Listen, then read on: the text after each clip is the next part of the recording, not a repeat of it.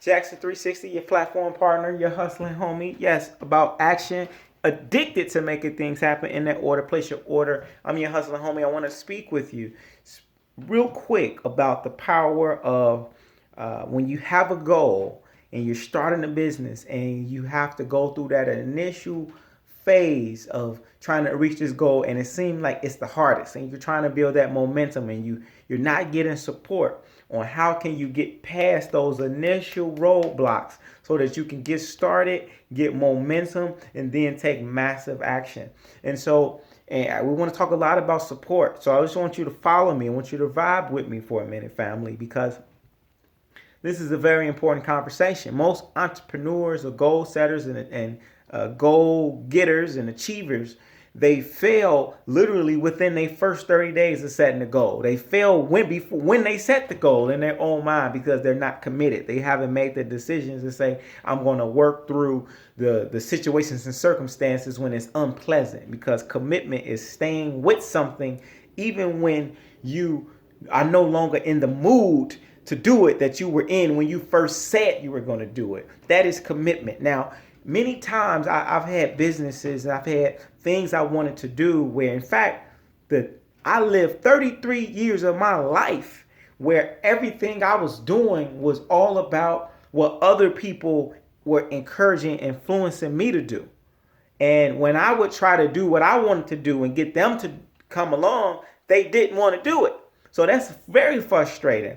When you got a goal, you've been supporting everybody else, going to their classes, using their products, supporting their businesses, being a part of their network marketing companies, doing whatever, and now you're riding with them so the wheels fall off. And now when you got something that you're really passionate about, you say, let's do this together. You ride with me. Then those same people don't support you. Now, I will say every time I went independently and did what I felt passionate about in my heart, overall, those were some of the highest achievements that I've ever had. I've also had some of the lowest crashes that crashed and burned, but I still reached at the highest levels of growth and success when I really followed doing the things that I wanted to do, when you compare it to vice versa, doing things that others wanted me to do. But one thing I noticed, whether if it was winning the international public speaking contest, whether it was starting a business and being able to make more progress and success than I did with any job I ever had, that anytime I did these things at the beginning, I did not get support. In fact, I got resistance from the people around me. And that's very difficult when you get that resistance. You get that family member or that friend that's really close to you, and they're like, I don't know. I don't know. I wouldn't do that if I were you. I don't know if you should do it. Let me tell you, I got that every single time I started a business. And when you get people that are resisting and they're close to you, I want you to first realize, this is a normal thing. The universe is just testing you to see if you're committed, to see how bad you really want it. And it may come in the form of you not having enough money. I'll give you an example. I had a business I wanted to start, but I literally didn't even have money to pay my rent. I was in an emergency crisis situation, and the only way to get out of it was to start a business that was going to make money. My girlfriend gave me an idea. She said, you should get into the XYZ business. I said, you know what, I'll do it, but it's going to cost you $600. I had no money. Two people supported me. My mom gave me $150. My girlfriend gave me $150. I sold some clothes to the pawn shop. And then from there, I had $600, got started in the business, brought me some inventory. Unfortunately, it was bad inventory. I lost that money, but eventually I somehow stayed committed. 6 months to almost a year later, now I got customers that are consistently coming in. We're doing business. Things are growing and flowing. Things are happening. Phones blowing up. Some of my same friends that I initially told that I needed support that were not there. 6 months to a year later, they see that I'm consistently growing without them. They're saying, man, this guy really has something going on. They see me consistently making things happen. Now they come along and say, you know what? I want to support your business. Can I get in? Can I give you some money and then pay me back? I said, you know what? Yeah. And they gave me $150. I'll take it. I'll take it. But I didn't need it. I didn't at this point. I don't even need any extra money from them. So I'll take the $150. I get it. I say, what, 30 days, I'll give it back. I could have gave it back sooner, but 30 days give you time to flip it more. So I say 30 days comes, I give them the 150 plus another $150. So I pay them back that money with interest. And then after it was all said and done, the friend says, no, I want you to keep paying me. The 150, I want to own all future revenues.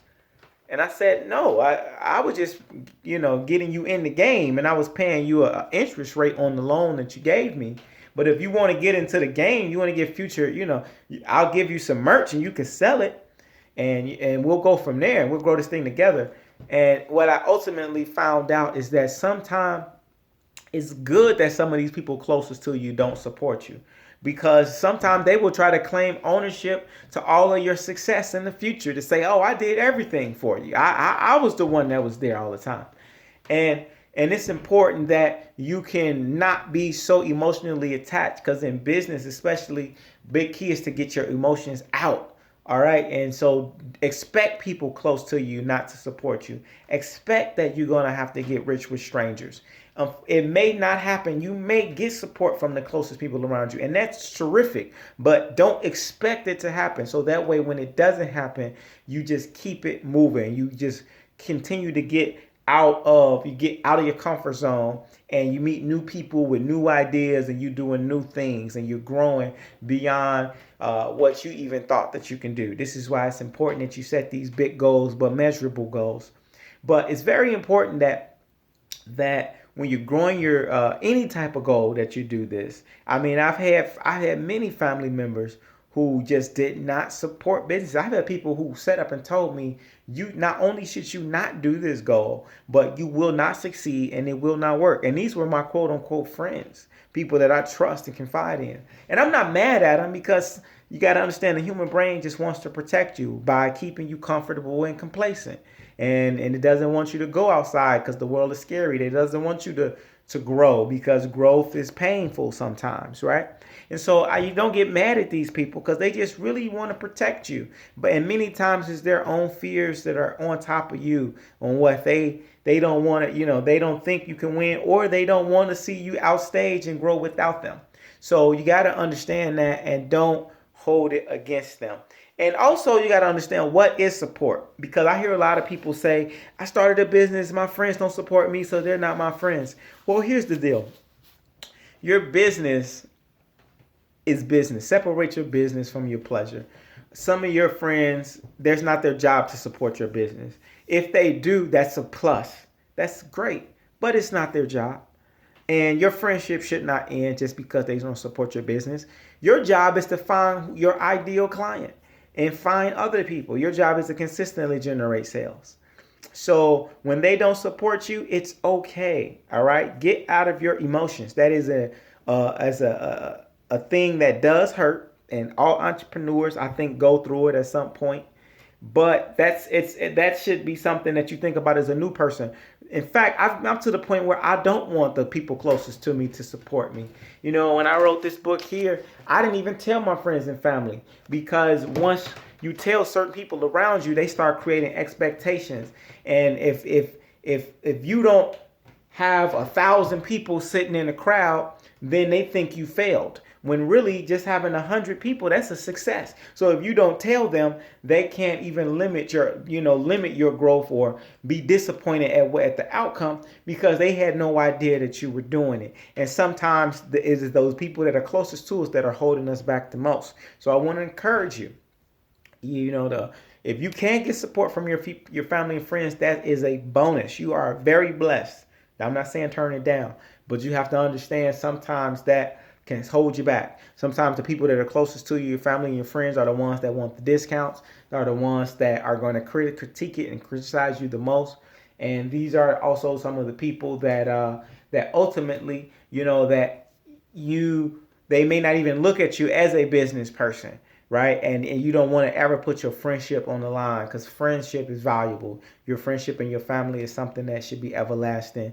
And businesses, they come and go, and your friends are very rare to come behind. So Never burn a bridge over a business. Try not to. I've done it before, and that's something that you do not want to do. And I just want to encourage you, man. Just when you're getting started, you gotta stay focused. You gotta have a reason why that will make you cry. The reason why you're doing your business should be bigger than you. It should be something, whatever it is, about a person that you're helping, a cause that you're helping, a mission that you're helping, and you doing your life's work and your life's purpose, because you're going to need that reminder when the storm comes. And that first storm is usually you. And so you got to know how to overcome yourself, your own obstacles, and continue to attract and magnetize those good opportunities. And they come when you are consistent. Any business that you're in, the more that you do it, the consistently that you do it, you will begin to get lucky. Some things will start happening to you, where things will start exploding and growing for you in ways that you never knew that even imagined, because you will change and become a bigger and brighter person who has abundance and no longer living in scarcity. So I want to encourage you to do that. Make sure you check out the book too, and spread it. Look, share this with your friends, share this with your families, with your loved ones, share this with somebody who you don't like, and maybe they will become more likable in your life. You can find the links in the below the description. I am Jackson, your hustling homie, your platform partner, addicted to action. Let's flip it. Make sure you subscribe to the page somewhere over here.